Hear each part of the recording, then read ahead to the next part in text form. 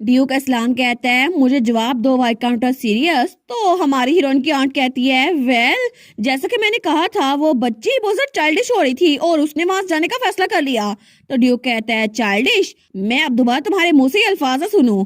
तुमने अपनी सारी रिस्पॉन्सिबिलिटी उस 8 साल की बच्ची पे डाल दी, वो भी अपनी गलतियों के लिए। अब मैं समझ सकता हूँ कि तुमने कैपिटल में उसका कितना ज्यादा ध्यान रखा होगा और क्या वजह थी कि मेरी बेटी ने इतनी दूर तक यहाँ आने की कोशिश की, वो भी अकेले। तो तब वो सोचती है ओ नो, अगर यही चलता रहा ना तो इनको पता चल जाएगा कि मैं कैपिटल में उसके साथ क्या ट्रीटमेंट करती थी। वो कहती है एक्सक्यूज मी योर ग्रेस, मुझे लगता है कोई मिसअंडरस्टैंडिंग हो गई है और मैं तो आपको रेगुलरली रिपोर्ट्स भेजा करती थी ना। और इसके अलावा जैसे मुझे पता चला ना वहाँ से भाग गई है तो मैंने रॉयल क्रिस्टल बॉल को भी उधार लिया ताकि आपके साथ टच में रह सकूं और मैंने अपनी बेस्ट की थी उसकी आंट के तौर पर। तो ड्यूक कहता है अगर हम रिपोर्ट्स की बात कर ही रहे हैं तो अभी मुझे याद आया, तो आखिर जो सारे लेटर्स तुमने मुझे भेजे हैं उनमें से किसी एक में भी मेरी बेटी के एक्सेप्शनल टैलेंट के बारे में एक लफ्ज भी क्यों नहीं है। तो आंट पेरीना कहती है क्या, वो सोचती है वो हाफ लिंग उसके पास एक्सेप्शनल क्या है।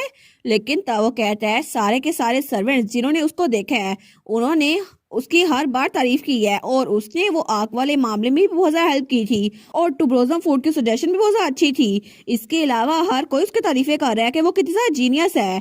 लेकिन मेरी बेटी के बारे में एक सिंगल लफ्ज भी नहीं था इस पूरे लेटर में जो तुमने भेजे थे। वो सोचती है एक जीनियस, लेकिन मैंने तो कभी उसकी ये साइड देखी नहीं। तो तब वो सोचती है इस सूरत हाल में कि वो मुझसे अननेसेसरी सवाल ना पूछे। मैंने तो अपनी बहन के मरने के बाद उसके सारे के सारे प्राइवेट ट्यूटर्स उनको भी हटा दिया था और उसकी बुक्स को भी फड़वा दिया था ताकि वो मुझसे कोई सवाल ना पूछा करे। लेकिन वो सच में जीनियस है। तो तब हमारी बेटी का फादर खड़ा होता है, वो कहता है मोस्ट इम्पोर्टेंटली तुम्हारी हिम्मत कैसे हुई कि तुम अपने आप को ये अथॉरिटी दो कि मेरी बेटी का मैरिज पार्टनर खुद चूज करो, वो भी मुझसे कंसल्ट किए बगैर। तो वो सोचता है मैं प्रीटी श्योर हूँ कि वाइट काउंटस ने खुद ये सब कुछ नहीं किया, इस सब के पीछे वो हाई चांसेस है कि रॉयल फैमिली हो। लेकिन शेप शिफ्टर की फैमिली तो पूरे किंगडम में सिर्फ दो ही है। सबसे पहली रॉयल फैमिली है जो कि हाउस एस्टम है और दूसरे नंबर वाली वो हमारी हाउस एस्लान की फैमिली है। लेकिन ये ऑब्वियस है ना कि रॉयल फैमिली वो प्लान कर रहे हैं कि मेरी बेटी की शादी अपने बेटे के साथ कर दें और इस तरह शेप शिफ्टर्स उनकी लीनियज बची रह सके। लेकिन उनकी हिम्मत कैसे हुई ये रिडिकुलस प्लान इस पे एग्री करने की। और आखिर वो होते कौन है कि डिसाइड करें मेरी बेटी का फ्यूचर हस्बैंड कौन होगा। मैं तो इसको उसके क्राइम के हिसाब से पनिशमेंट दूंगा। तो तब आंट पेरीना वो सोचती है ये प्रेशर तो बहुत ओवरवेलमिंग है, मैं तो सांस भी नहीं ले पा रही, अगर ऐसे चलता रहा ना मैं तो मर जाऊंगी। और वो तो बाकायदा कांप रही थी। वो सोचती है मुझे इससे बच के निकलना होगा। तो तब वो नीचे बैठ जाती है। वो कहती है ओ स्टाशा, अगर मेरी बहन यहाँ पर जिंदा होती ना तो फिर मुझे इस तरह का ट्रीटमेंट रिसीव ना करना पड़ता, मैं तो अपनी बहन को बहुत मिस कर रही हूँ। तो ड्यूक वो थोड़ा फ्लिंच होता है। वो कहता है क्या, वो कहती है आखिर आप मुझे ऐसे ट्रीट कैसे कर सकते हैं योर ग्रेस, क्या स्ताशा ने आपसे नहीं कहा था कि आप मेरा ध्यान रखिएगा। तो तब ड्यूक सोचता है स्ताशा, हाँ बिल्कुल, उसने अपने लास्ट लेटर में यही कहा था प्लीज मेरी बहन का ध्यान रखना, मेरी प्यारी बहन पेरीना का, और मैं तुम पे ट्रस्ट करती हूँ। और वो भी सेम टू सेम हमारी बेटी की तरह थी। तो तब ड्यूक वो सोचता है मेरी वाइफ ने आखिरी लेटर मुझे यही लिखा था लेकिन मैं उसकी आखिरी ख्वाहिश तो पूरी कर ही सकता हूँ। तो तब आंट पेरीना वो खड़ी होती है। वो सोचती है मुझे लगा ही था ये काम कर जाएगा, मुझे इसी को कंटिन्यू रखना होगा। तो ड्यूक कहता है दोबारा इस बारे में ख्वाब में भी मत सोचना। तो वो कहती है क्या, वो कहता है ये सारी रिक्वेस्ट तब तक वैलिड थी जब तक तुमने मेरी सबसे ज्यादा छोटी बेटी को यहाँ से निकाल नहीं फेंका था। तो वो कहती है क्या, लेकिन स्ताशा ने मरने से पहले अपनी बेटी की जिम्मेदारी मुझको दी थी। ड्यूक कहता है बस बहुत हो गया, और अगर ये मेरी वाइफ की लास्ट ख्वाहिश ना होती ना तो फिर इस वक्त तो मेरे सामने ना खड़ी होती। तो तब वो कहता है तुम गेस्ट रूम में जा सकती हो, अभी यहाँ से निकल जाओ अभी के अभी। तो वो वहां से चली गई थी और अपने कमरे में आते ही सबसे पहले वो फैन नीचे फेंक दिया है। तो तब वो सोचती है क्या वो अपनी वाइफ स्ताशा की वजह से मुझे गेस्ट रूम दे रहा है। आखिर उसको सच में लगता है कि मैं उस बच्ची की केयर टेकर बनना चाहती हूँ। तब वो वहाँ बैठते हुए कहती है आखिर वो क्या समझता है कि मैं इस बच्ची को भड़ा करना चाहती हूँ, ये सब कुछ सिर्फ प्लान की वजह से है। लेकिन तभी वहां पर एक बोतल पड़ी हुई थी। वो सोचती है हाँ बिल्कुल मेरा प्लान यही है कि इस किंगडम का सबसे गुड लुकिंग इंसान वो मेरा हस्बैंड बन जाए, और इसके अलावा ये कैसल जिसके स्पेशियस गेस्ट रूम है ना ये सब कुछ मेरा हो जाए। मैं बस यही चाहती हूँ और इसीलिए मैं वही करूंगी जो उसने ऑर्डर दिया था उस क्वीन ने। इस ड्रिंक के उसे पिलाते ही सारा काम खत्म हो जाएगा और सब कुछ मेरा हो जाएगा। और तब हमें अगली सुबह का सीन दिखा रहता है। तो हमारी बेटी वो उसको मेड तैयार कर रही थी। तो उसकी मेड कहती है माई लेडी आप तो बहुत थकी हुई लग रही हैं। वो कहती है हाँ मुझे अच्छे से नींद नहीं आई। वो सोचती है आंट पेरीना के यहाँ होते हुए ना मैं तो पूरी रात करवटें बदलती रह गई हूँ।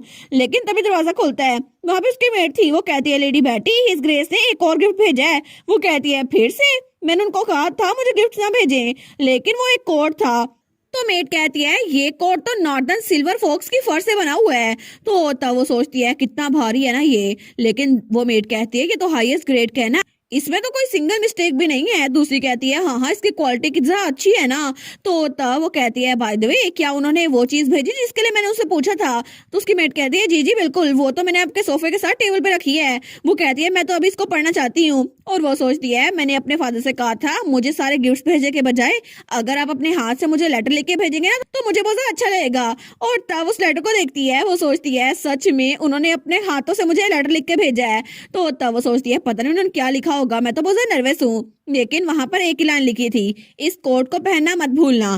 तो मेड सोचती है क्या इन्होंने अपनी बेटी को एक लेटर लिखा, उसमें कुछ और नहीं लिखा, सिर्फ एक सिंगल लाइन लिखी। उनको थोड़ा सा तो लिखना चाहिए था ना। लेकिन लेडी बैटी तो बहुत ज्यादा उदास हो जाएंगी। लेकिन बैटी तो उस लेटर को पढ़ के बड़ी खुश थी। वो सोचती है मेरे फादर ने मुझे पहली बार कुछ लिखा है, उन्होंने चाहे एक लाइन ही लिखी है। लेकिन तब वो अपना फेवरेट बैग निकालती है जो कि एक अकाउंट था। वो कहती है मैं अपने फेवरेट बैग में रखूंगी इसको। तो मेड सोचती है उन्होंने फर कोट को देखा भी नहीं और उनको ये लेटर पसंद आया जो कि उनके फादर ने लिखा है, वो कितनी प्योर है ना। लेकिन हमारी बेटी वो तो उस लेटर को उस बैग के अंदर रखते हुए सोचती है मुझे लगता है कि मुझे रोज रोज खजाने मिलते हैं और मेरे फादर ने मुझे लेटर लिखा है, इसको तो मैं संभाल के रखूंगी। और तब वो सोचती है मेरे रिबॉर्न होने से पहले ना मुझे कभी भी इतने लेटर्स का रिप्लाई कभी नहीं मिला। और इस वक्त मैं बहुत ज्यादा खुश हूँ क्योंकि मेरी कमिंग ऑफ एज सेरेमनी से पहले मुझे सिर्फ उनका एक ही लेटर मिला था और ये तो मेरे लिए बहुत ज्यादा इंपॉर्टेंट है ना। और पहले तो मेरे फादर की हैंड राइटिंग का भी मुझे पता नहीं था, लेकिन अब तो बिल्कुल कोई ख्वाब लगता है और अब तो रोजाना वो मुझे लेटर लिखा करेंगे, मेरा पूरा बैग भर जाएगा। तो उसकी मेट कहती है माय लेडी मैं कोट को कहाँ पे रखूं? वो कहती है हाँ उसको कहीं और रख दो। तो तभी वहां पर कोई आता है, वो कहता है ओ माई, वो थी उसकी आंट। वो कहती है देखो सही यहाँ पर क्या हो रहा है मेरी लवली नीस। तो हमारी आंट कहती है आंट पेरीना। तो उसकी आंट कहती है देखो सही कितना क्यूट है ना कि तुम कितनी सरप्राइज हो, लेकिन क्या तुम अपनी आंट को नहीं दिखाओगी? तो तब वो सोचती है क्या? तो उसकी आंट कहती है क्या तुम अपनी आंट को नहीं दिखाओगी, तुम जिस चीज को एंजॉय कर रही हो? तो तब हमारी हीरोइन वो सोचती है क्या मेरी आंट मेरे लेटर्स देने वाली है, लेकिन ये लेटर्स तो मेरे लिए बहुत ज्यादा इंपॉर्टेंट है, मैं कभी भी इनको नहीं दूंगी। तो तभी उसकी आंट उसके पास आने लगती है। वो सोचती है मैं कभी भी अपनी आंट को ये लेटर्स लेके जाने नहीं दूंगी। लेकिन तभी आंट पेरीना उसके पास से गुजर गई थी। वो कहती है देखो सही कितना ब्यूटीफुल कलर है। वो सोचती है क्या उनको लेटर्स नहीं चाहिए थे? तो वो उसकी आंट तो कोर्ट के पास गई थी। वो कहती है कितना रेयर कलर है ना, ये तो परफेक्टली मुझे सूट करता है। तो उसकी मेट कहती है माय लेडी ये कोट तो हर लेडीशिप को गिफ्ट मिला है हिज ग्रेस की तरफ से। तो आंट पेरीना कहती है क्या क्या मैं इसको देख या टच भी नहीं कर सकती? तो तब उस मेड को धक्का देती है। वो कहती है मुझे यकीन नहीं आता कि ये मेड मेरे साथ ऐसे बर्ताव कर रही है जैसे मैं इसको चुराने वाली थी। लेकिन वो कहती है मुझे अपनी नीस के साथ बात करनी है, तुम यहाँ से निकल जाओ। तो वो कहती है जी माय लेडी। लेकिन हमारी हीरोइन वो सोचती है ये मेड्स तो बहुत ज्यादा अच्छी हैं, ये तो हमेशा मेरा ख्याल रखती हैं, लेकिन इन लोगों के साथ ऐसा सलूक क्यों हो रहा है? तो तब अपनी मेड के सामने आती है। वो कहती है आंट पेरीना यहाँ पर ये सिर्फ वही कार्य है जो इनको करना चाहिए, प्लीज अपने हाउस एस्लान के गेस्ट के तौर पर अपनी क्लास को मेंटेन करें। तो आंट पेरीना कहती है क्या क्लास? वो सोचती है आखिर ये रैट मेरे सामने क्या बातें कर रही है। लेकिन तभी वो मेड कहती है माय लेडी प्लीज हमारी वजह से अपसेट ना हो जाइएगा। वो कहती है नहीं नहीं मुझे लगता है कि आपको जाकर अपना काम करना चाहिए। तो वो मेड कहती है जी जी बिल्कुल, अगर आपको किसी भी चीज की जरूरत हो ना तो हमें बता दीजिएगा लेडी बैटी। लेकिन तब उसकी आंट सोचती है बैटी। तो तब हमारी हीरोइन वो दरवाजा बंद करती है। वो कहती है ठीक है आंट पेरीना मुझे बताइए आपको मुझसे क्या पूछना था। तो उसकी आंट वहां पे बैठ गई थी। वो कहती है मैं देख रही हूँ कि तुम्हारा बिहेवियर कुछ ज्यादा ही अब्रप्ट हो गया है और ऐसा लगता है कि मैंने तुम पे नजर ही रखी ना, इसी वजह से तुम ऐसी हो गई हो। तो मैंने सुना कि तुमने अपने आप को एक नाम दे दिया बैटी। हाँ। तो वो सोचती है क्या? तो उसकी आंट कहती है कितना अच्छा नाम है ना। वो कहती है क्या मतलब? वो सोचती है क्या हो गया, इन्होंने कभी भी मुझे बैटी कह के नहीं बुलाया। लेकिन वो कहती है कितनी बुरी बात है ना कि तुम्हारे फादर ने तुम्हें नाम तक नहीं दिया। लेकिन शायद तुम्हें ट्रेडिशन का पता नहीं होगा, तुम्हारे जैसे लोगों के लिए नाम बहुत इंपॉर्टेंट होते हैं, स्पेशली शेप शिफ्टर के लिए। और तुम जैसी बच्ची जिसको कोई नाम नहीं मिला ना, ये तो बहुत ज्यादा बुरा था। तुम्हारे जैसे बच्चे इनको नाम मिलना भी नहीं चाहिए। और तुमने अपने आप को नाम इसलिए दिया ना क्योंकि 8 सालों से तुम्हें कोई नाम नहीं मिला था, है ना? मुझे तो तुम्हारे लिए बहुत ज्यादा बुरा लग रहा है। और मैं यहाँ पर आई हूँ और इस ग्रेस ने तुम्हारे बारे में एक लफ्ज भी नहीं बोला। और तुम तो मेरी बहन की बेटी हो ना, इसीलिए मैंने उनसे कहा था तुम्हारा नाम रख दे। उन्होंने मना कर दिया, कहा कि उनको फर्क नहीं पड़ता। वो सोचती है क्या मेरे फादर को फर्क नहीं पड़ता, वो मुझे नाम नहीं देना चाहते थे। तो उसकी आंट कहती है वो तो तुम्हें बहुत ज्यादा डिसलाइक करते हैं, उन्होंने तो तुम्हारे बारे में कुछ सुनना भी पसंद नहीं किया, ना ही तुम्हारी डेड मदर के बारे में सुनना पसंद करते हैं, वो तो बहुत ज्यादा अपसेट हो जाते हैं। वो सोचती है कितना अजीब है ना, आंट पेरीना जो भी कह रही है, जो कुछ मैंने सुना उससे बिल्कुल डिफरेंट है। उस दिन जब मैं फादर के ऑफिस के बाहर थी ना, तो तब मुझे पता चला था कि उन्होंने पूरे 8 साल लगाए मेरा नाम चूज करने में।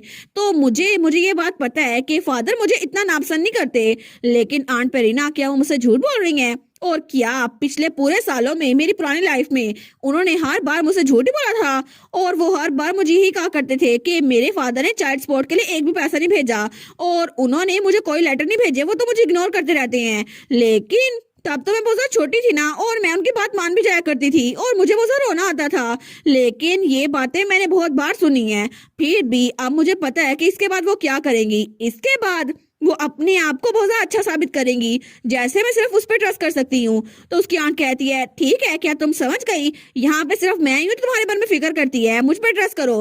वो सोचती है मुझे पता था, जब मैं छोटी थी ना तो तब मैं चीजों को क्लियरली देख नहीं पाती थी, लेकिन तब मुझे लगता था मेरे फादर मुझसे नफरत करते हैं। मगर अब मुझे लाइफ में सेकंड चांस मिला है और अब मैं देख सकती हूँ ये झूठ बोल रही हैं। तो उसकी आंट खड़ी होती है, वो कहती है लगता है तुम बिल्कुल खामोश हो, लगता है तुम्हारी बात समझ में आ गई है। अब अगर तुम्हें सारी बात समझ आ गई है ना, तो सीधा वापस कैपिटल में आ जाना, ठीक है? और मैं तुम्हारा इंतजार करूंगी, लेकिन तुम जैसी हाफलिंग के लिए वहां रहना बेहतर होगा। तो तब वो दरवाजा खोल के वहां जा रही थी। वो कहती है आई एक्सपेक्ट कि तुम बिल्कुल ऐसे क्वाइट और ओबीडियंट बन के रहोगी। लेकिन उसके बाद उसकी आंट दरवाजा बंद करके वहां से निकल गई थी। तो हमारी हीरोइन वो सोचती है जैसे ये एक्ट कर रही है ना, मुझे लगता है इन्होंने पहले भी कई बार मुझसे झूठ बोला होगा, जिसका मतलब है कि मेरी पुरानी लाइफ में इन्होंने मुझसे कहा था मुझे कोई पसंद नहीं करता और कोई भी मुझे याद नहीं करता। तो इसका मतलब है कि वो हर बार मुझसे झूठ बोला करती थी।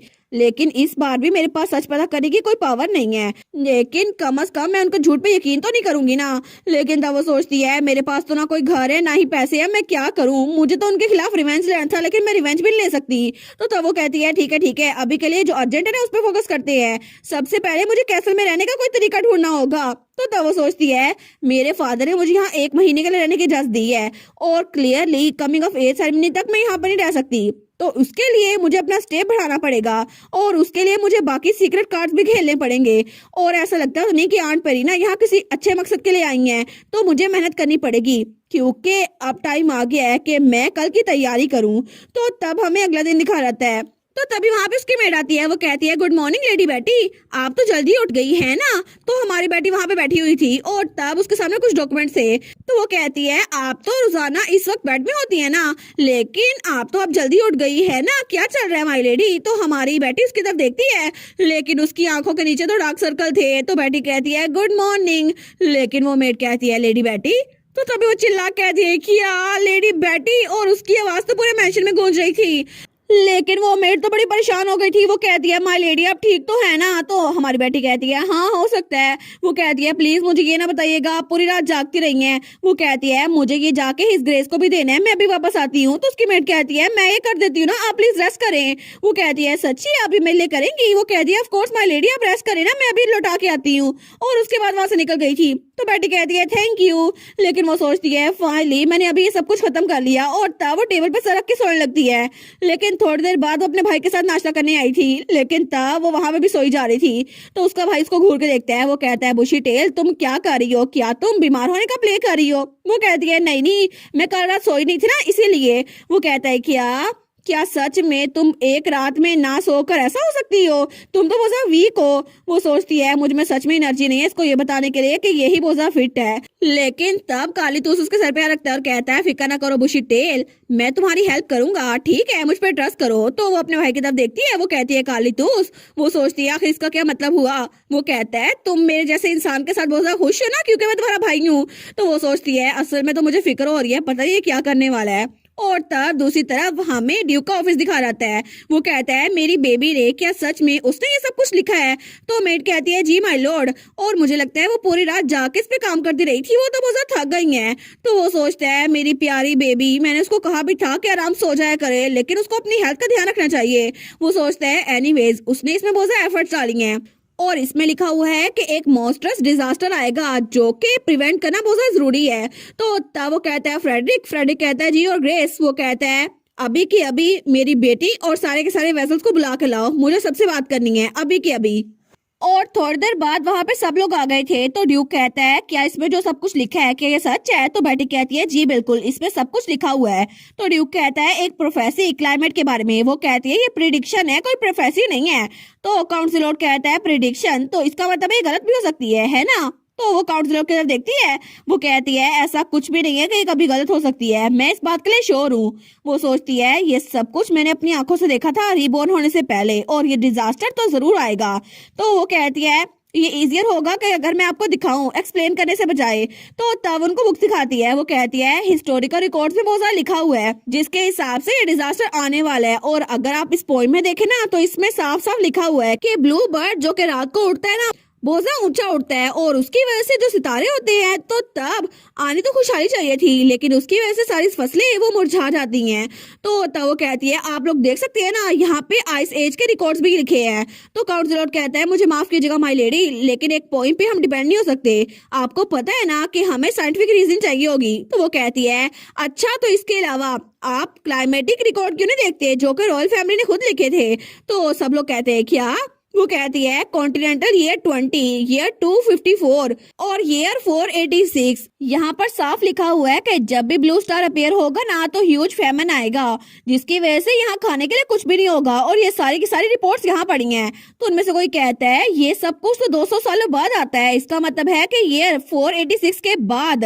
वो कहती है डेफिनेटली इस साल ये फैमन जरूर आएगा, और ब्लू बर्ड वो तो एक मेटाफर है, लेकिन ये ब्लू बर्ड की जगह ब्लू स्टार का जिक्र है, और ये ब्लू स्टार आसमान पे आने वाला है, और इसकी वजह से डिजास्टर वो तो लाजमी तौर पर आएगा।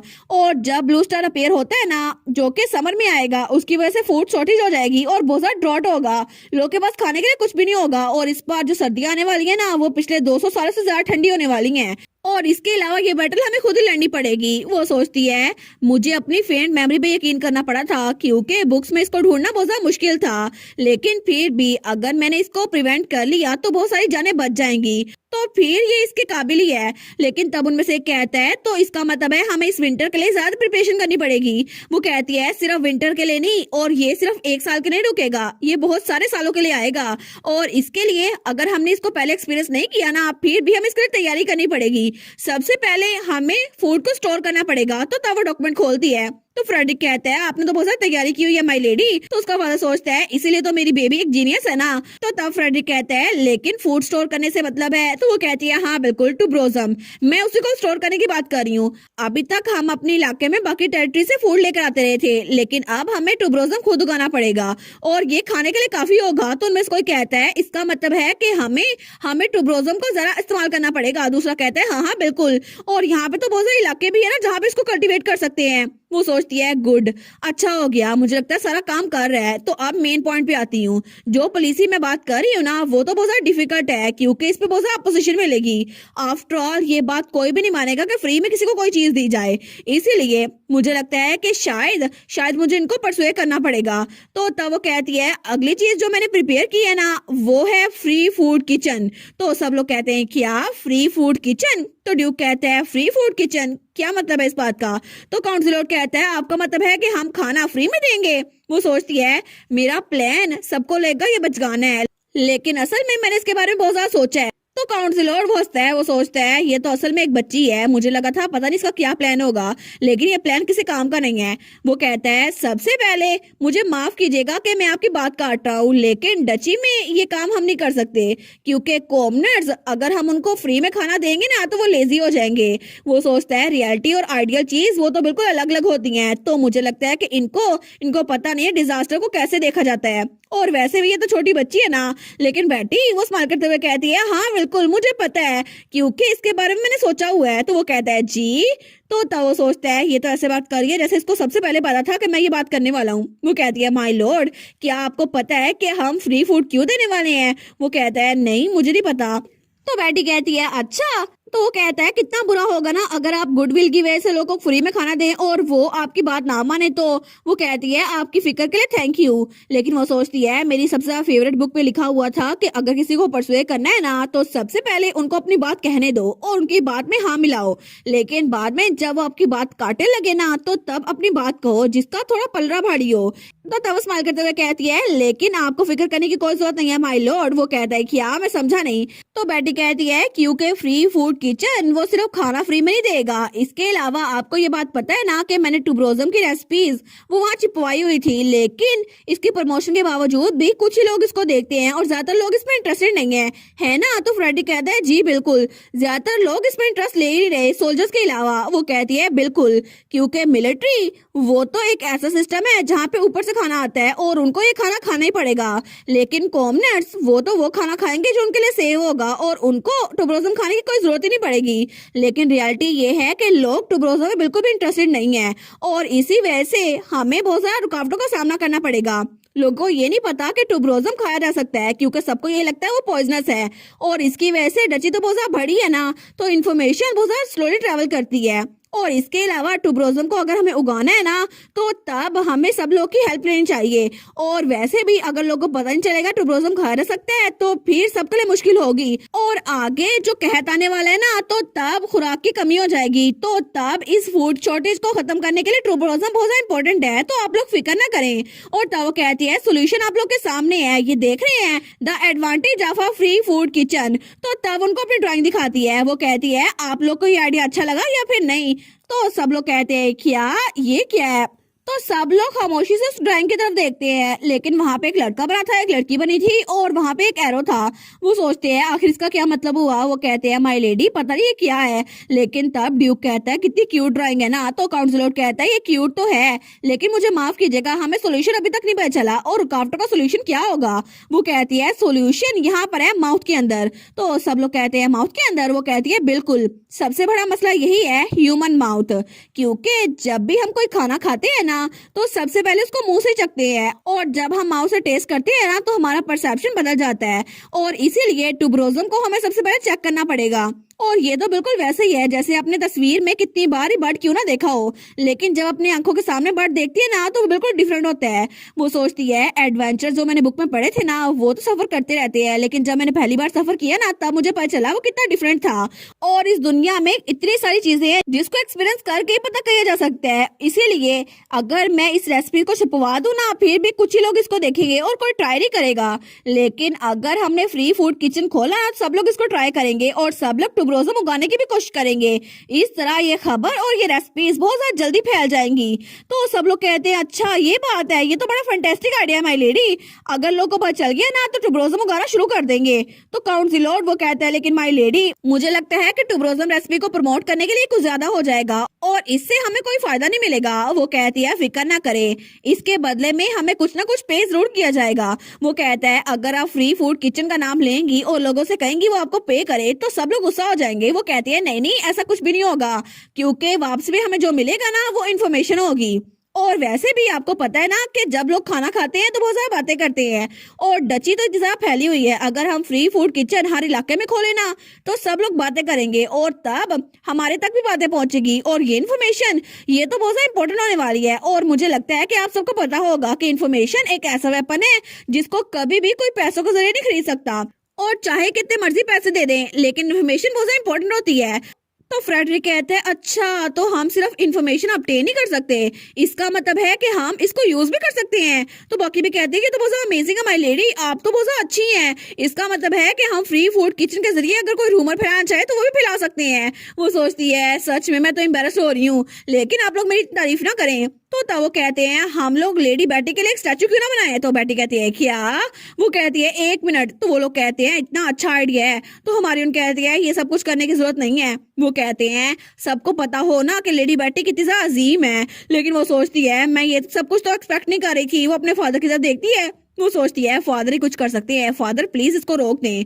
तो उसका फादर वो तो वहां बिल्कुल स्टिल बैठा हुआ था। वो सोचती है हाँ हाँ फादर कुछ बोलेंगे। तो उसका फादर कहता है एक स्टैचू, लेकिन वो सोचती है एग्जैक्टली रोके इनको। तो तब उसका फादर कहता है ये तो बहुत ज्यादा बड़ा होना चाहिए, लेकिन कलर क्या होना चाहिए और पोज क्या होना चाहिए, जरा मुझे कुछ सोचने दो। वो सोचती है क्या फादर भी ये कहीं जा रहे हैं, लेकिन तभी उनमें से कोई कहता है ये तो ब्रेव वाला होना चाहिए, दूसरा कहता है नहीं नहीं हम दो क्यों ना बना लें। तो वो सोचती है मुझे इसको रोकना होगा। वो कहती है अहम मेरी बात अभी कंप्लीट नहीं हुई, इस सब में सबसे ज्यादा इम्पोर्टेंट ये है हमें बजट भी डिस्कस करना होगा। वो सोचती है पिछले साल की तरह इस साल बहुत ज्यादा कहत आने वाला है, इसीलिए बजट की बहुत ज्यादा टेंशन होगी, तो हमें सबसे पहले बजट को देखना होगा, इसीलिए मैंने ये तैयार की है क्योंकि इसके जरिए सब कुछ ठीक हो जाएगा। वो कहती है मुझे लगता है कि बजट के लिए ये पॉलिसी ठीक रहेगी। तो फ्रेडरिक कहता है क्या, तो तब उनमें से कोई कहता है और ग्रेस हमारे पास तो बहुत ज्यादा फंड्स है ना। तो ड्यूक कहता है हाँ बिल्कुल बहुत ज्यादा है, और हमें हमें बिल्कुल भी कोई मसला नहीं होगा क्योंकि वैसे भी जंग जीतने की वजह से हमें बहुत ज्यादा इनामात मिलेंगे, तो हमारे पास बहुत ज्यादा पैसा है, तो बजट की फिक्र ना करो। तो वो कहता है माय लेडी फाइनेंसिस तो बहुत ज्यादा अच्छे हैं और मैं तो फाइनेंसिस का मिनिस्टर हूँ ना, तो मैं इस बात को कंफर्म कर सकता हूँ, और एक्चुअली यहाँ पर हमें कोई मसला नहीं है, आप फिक्र ना करें माय लेडी। वो सोचती है इसका मतलब है बजट का कोई मसला नहीं है।